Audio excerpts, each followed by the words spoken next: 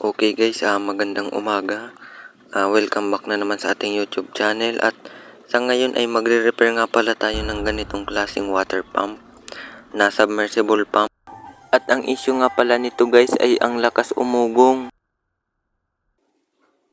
At ang brand nga pala nito guys yan na naka-Kawasaki brand siya na submersible pump. At ang model nga pala nito guys ay TCF120 at naka 1 horsepower na rin at 220 volt AC at naka 1 phase motor na guys. Yan guys, isaksak lang natin para marinig nyo.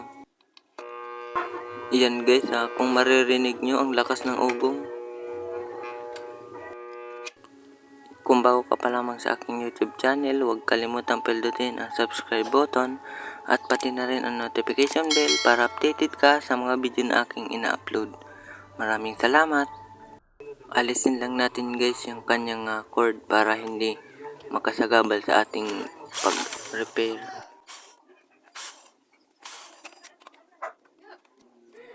Okay guys, naalis na natin.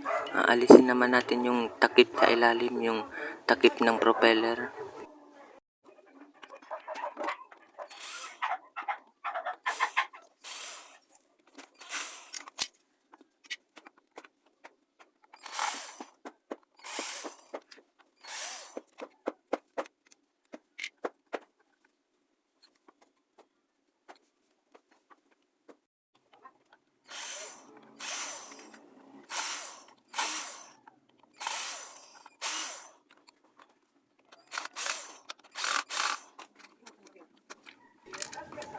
Okay guys, naalis na natin. Yan. Parang nagkaroon siya ng corrosion. Yan sa kanyang takip. Maluwag naman yung kanyang propeller pero kaunting higpit sa kanyang propeller. Kaya siguro hindi mapaikot ng kanyang motor kasi medyo mahigpit.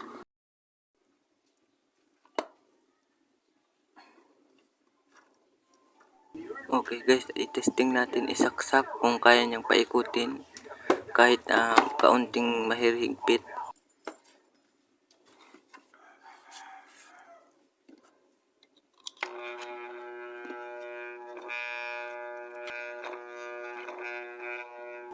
Yan guys, hindi niya kaya, umuugong lang.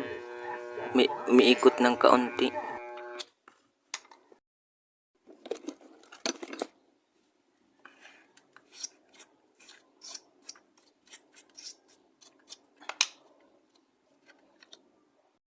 Yan guys, buksan lang natin, sikwatin lang natin. Hinay-hinay lang guys kasi mayroon yan goma dyan.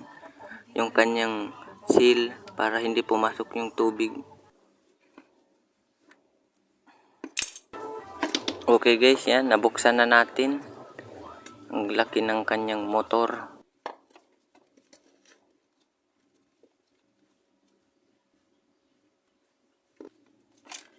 Okay guys, tingnan nyo, may nakapasok na tubig. Yan, kaya siya humigpit kasi nagkaroon na ng corrosion yung kanyang bearing.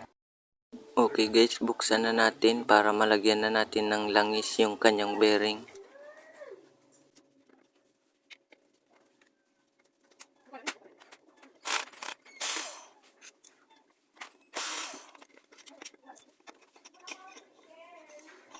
Okay guys, yan. Naalis na natin yung kanyang rotor, yung sa kanyang propeller. At sa pag-alis nga pala nito guys, kanyang propeller, ikutin nyo lang pa clockwise para matanggal sa kanyang rotor, yung propeller. Ito yung kanyang bushing. Yan, yung may spring.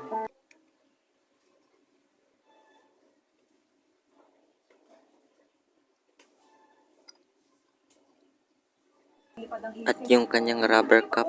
Yan. Okay guys, natanggal na natin yung rotor at pati yung kanyang propeller. Okay guys, nilinisan ko na rin nga pala yung kanyang rotor. Yan. At lagyan natin ng langis yung kanyang bearing para umikot, para madulas yung malambot yung kanyang ikot. Pati yung kabila, lagyan na natin.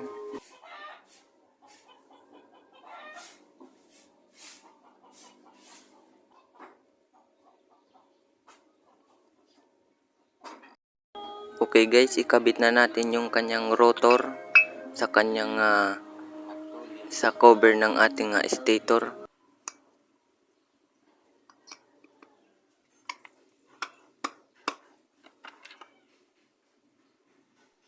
Okay guys, ibalik na rin natin yung kanyang bushing at ikabit na rin natin yung kanyang propeller.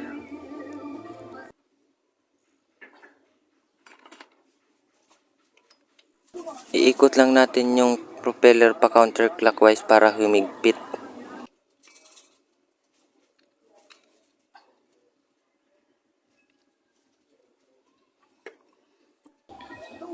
Okay guys, naigpitan na natin yung kanyang rotor sa kanyang propeller. Yan. Ikot-ikutin lang natin.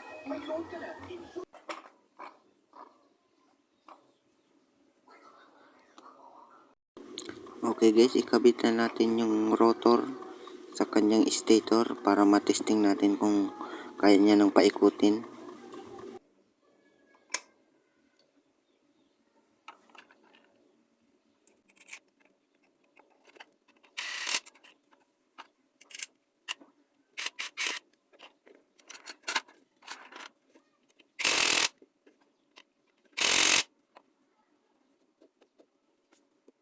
Okay guys, naikabit na natin.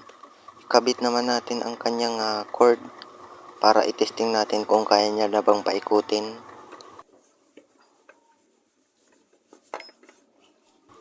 Okay guys, itesting na natin kung iikot. Plug in na natin. Yun. Kaya niya guys, napaitok niya na guys.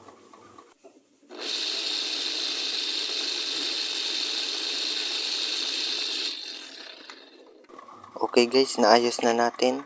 Kung may mga ganito kayong klaseng water pump, gayahin nyo na lang yung aking video para hindi na kayo gumastos at pumunta sa pagawaan.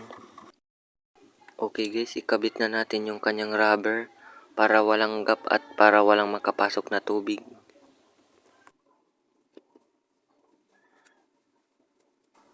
Okay guys, lagyan pati natin ng langis yung kanyang rubber para maipasok natin ng tama, para lumapat yung ating motor dyan sa kanyang housing at para hindi makapasok yung tubig.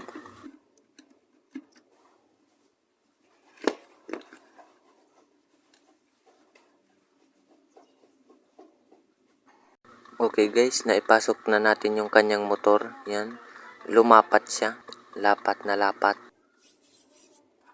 Okay guys, ikabit natin ulit yung kanyang rubber para silyado, para walang singaw yung kanyang tubig.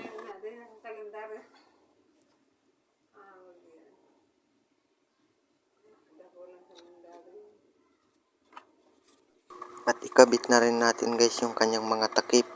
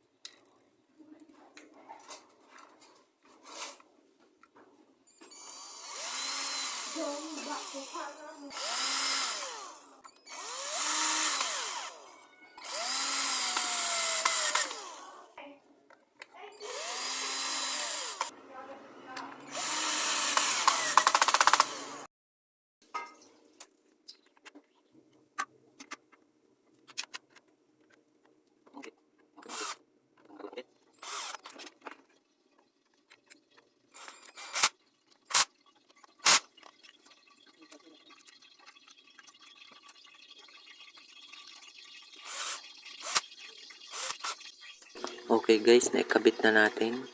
Ikabit naman natin yung kanyang cord.